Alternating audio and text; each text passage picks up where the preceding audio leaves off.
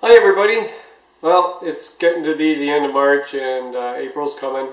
So this is the time that we organize and get ready for our RVing for the summer.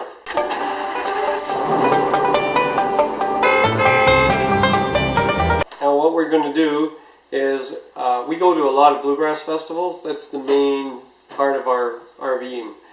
And we go into the States, go into mostly stay in Ontario, depending on the gas prices. And right now gas prices are not doing very good. So what we have here is a pad for just writing on. We got our day planner, which is, we're going to put all our timings in here, like what we're going to do, where we're going to be. And it's always good to have an Ontario road map. And we got envelopes and some checks, because as soon as we figure out what we want to go see, and the main thing is over there is the laptop. So what we're going to do is figure out what we want to go to. We already know in our minds what we want to go to. Plus we use our cell phones, right? We're going to dig those out, and we're going to use our cell phones to look at last year's run-up that we went to, like all the different bluegrass festivals. And we do keep a book too. We keep a log in the RV of, yeah, well, she might have it here right now, but we keep a log in the RV, and what we do in the RV is we write down the good and bad things about festivals, and sometimes we write our gas mileage in there, yeah. And sometimes we'll write events, like things that made it special, or even a campsite, what made that campsite special. Like, we don't stick around the festival all the time. We like to go on and take the car off the RV and check it out, check out the area.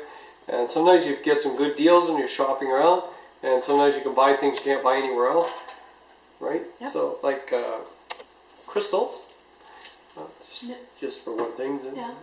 And we buy other things. Jams and breads. And oh yeah, we love the farmers markets. So we'll be right back. I've got to get my laptop, get our cell phones, and our diary from last year. Yep. Yeah, so there are certain bluegrass festivals that we kind of really go to, like every single time.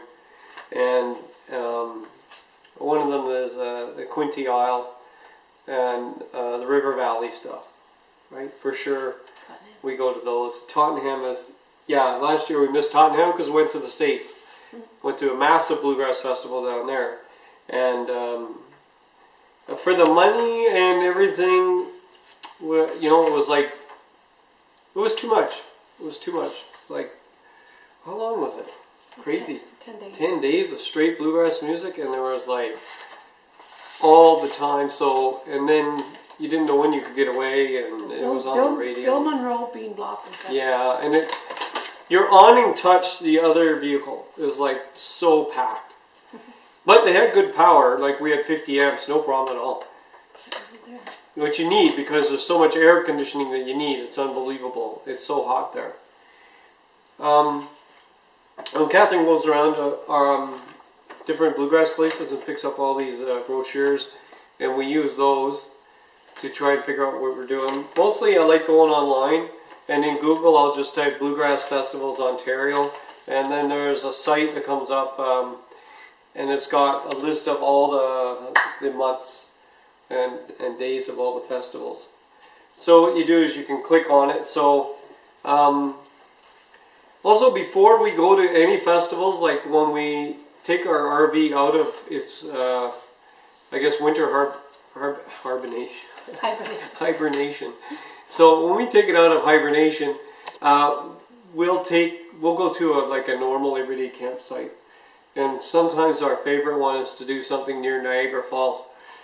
Okay, so we like to go to a campsite there, and either like we'll have somebody come pick us up, like for a wine tour, which they will do. They'll drive a bus over to your campground and pick you up. You go on the bus, you go on the tour, you come back, you're pretty sloshed, and then you can like make a campfire and enjoy the wines you just bought. Last year we did a little differently. We just drove ourselves around and we did spittoons, and then we came back and enjoyed our wines. couple not spittoons. Yeah, They're too good to depends who's spitting and who's not spitting. So, yeah, I could end up driving if that happens.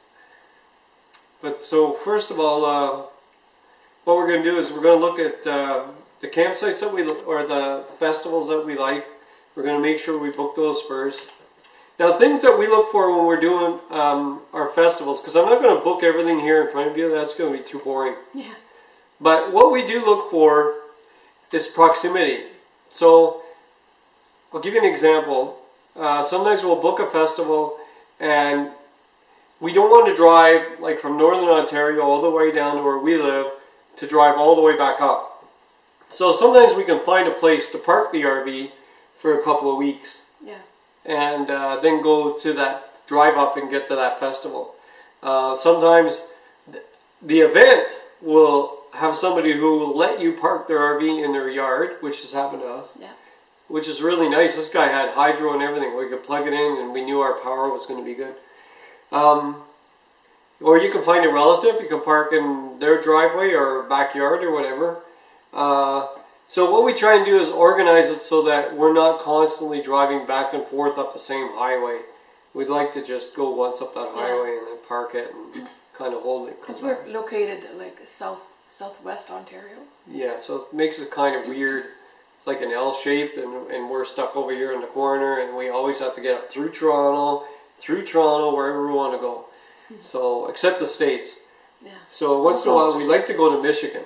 We really like a little bluegrass festival down there. It's very small. But they're nice for the most part. We met, the first time ever, we met somebody last year that was really mean, like really nasty mean. And actually both of them were. So, you know, good for them. They can be mean and be by themselves. We don't care. So we just moved, and when you park your RV beside some couple that are really mean, then you just move. You know, that's the beauty about having an RV. You don't have to be neighbors. Okay, so that's it. That's how we do it. And our calendar's ready? We got our calendars ready, our checkbooks ready, so as soon as we decide on a place, like a lot of these festivals are not in tune with the online purchasing stuff, right? There's the odd one is, and most of them like cash, most of them like you showing up with cash. Or send a check. But some of them like checks if you want to pay and get an advance price. So that's why we have our checkbook. We'll write out right away, write it on the envelope and stick a stamp on it and send it out. But that's it. Yeah, someone says, we know you. See you. Pay us when you get there. Yeah, they know you. It's good. You know, everybody's so friendly at these festivals. It's so incredibly nice. And we always like to go up a day before the festival starts. You know, not just for the traffic, because that'll mean like a Thursday.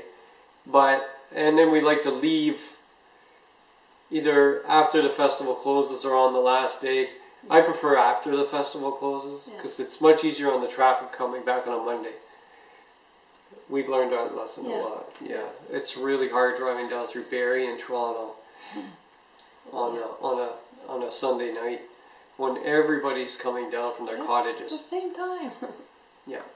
So I think that's about it. Yeah. Yeah. So let's get looking. Yeah, let's get looking. Bye for now, guys. Bye. Well, we're done. Some things we're still not sure about, and some of these places don't take money yet. Yeah. Too far into the future. So the winners are the Lombardy Bluegrass, Quinte, Tottenham, Manitoulin Island. Now Manitoulin is kind of funny because we called up our buddies that live there, and they said we don't have to take the RV.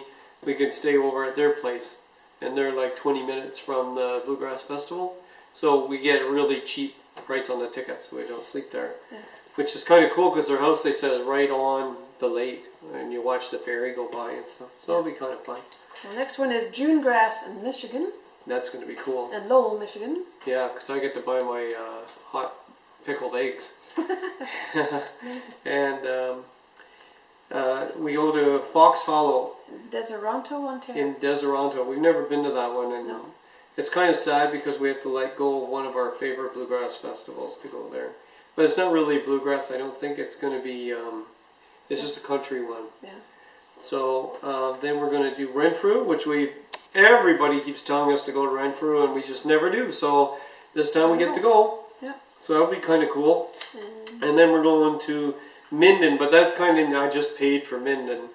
But we have so many good friends in Minden, right? We always... But there's better bands than the one in Michigan, Charlotte, Michigan. Charlotte, Michigan. We'll see if we can get our money back. Yeah, I don't know. I still like being with all our pals and stuff. Then we have the Palmer Rapids. And the thing about Palmer Rapids is it's a great place. Oh, it's beautiful. Big, huge river, lots of swimming, parties like crazy. Yeah, and if you're on the bluegrass side, there's no real partying. It's not as loud. It's just jamming bluegrass stuff. And, the friendliest people you'll ever meet. And we're getting really close to all those people and stuff. But they charge double what any other bluegrass place charges. Well, I'm exaggerating a little bit. Most bluegrass places charge $80 each. Yeah. And they're $135 each. And they don't have... pretty much nothing. Nothing.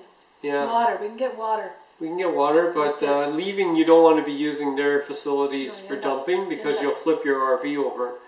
It's crazy, and they don't even care. So, Palmer Rapids, we're not sure if we're going to go. I'd love to go there because it's just the people are so nice, right? And there's so many vendors there and so much to do. And, well, that was the one that we had a tornado go through, and it sent our awning flying. Ripped it right off the RV. Yeah, you didn't... Send it in the ground like this. Yeah, 130 meters down. So, they don't even give you a warning. It's like, but nobody there can know, right? So, you rely on the people on the stage to give you a warning. Well, they said, you better go back to your RVs now. By the time you get to your RV, it's gone. Everything's getting ripped out. And we lost a tent too. It's like this invisible hand went squish and squished our tent right down to the ground. So then we usually do Palmer Rapids and then we go to River Valley. So we usually link those two together. Yeah, and we go to River Valley really early. Yeah. And it's beautiful there. That's a beautiful one. Oh, you get on the island, you got the river going on both sides of you. It's just awesome. And they got fun stuff to do there. Oh, I love it for the kids. And there's so much to do. Bucky the Beaver. Yeah, and if you're into it, they have the bingo, and then they got the duck race. Yeah, oh yeah. That's and you can bring your fishing rod, go fishing there. And then there's Burks Falls, and then River Valley again. So what we do is we usually leave our RV up at my uncle's house, and then we'll go back and forth. Now, one time we left our RV at Burks Falls. Yes. And it wasn't too bad, but I feel safer keeping it at my uncle's place. And then we round out the year with the River Valley. Now that's not going to mean that we can't go just camping between. And I want to get to some of these free Ontario sites and stuff and see what they're like. And we do like doing like a wine tour, and we do like going to we like doing just plain old campsites too. So. It gives you a break, you don't have to always go somewhere and watch music, but it's so much nicer to go to Bluegrass Festival. Any kind of festival. I mean, if you're into the country fests, which we've tried, but they've got these huge, massive speakers, even with earplugs, you just can't stand the volume. Yeah. We don't do those anymore. Yeah. But at a Bluegrass Festival, you can talk. Yeah, you can stay at your campsite, and you can hear the music in the distance. You can still hear the music, but if you want to go see it closer... Yeah, you can bring your chair. Take your chairs and go sit and watch. Yeah, and you can still talk like this while the music's happening. Yeah. It's not a big deal. And some of these festivals you can bring your own beer into the festival, but it can't be in a bottle. And some festivals will not allow that at all. You have to buy their beer, like Tottenham. You have to buy their beer within the fence. Yeah. It's all about profit, I think, but they blame the government. I don't know. Some of these bluegrass festivals where you're allowed to bring beer anywhere you want, they're privately owned land. Yes.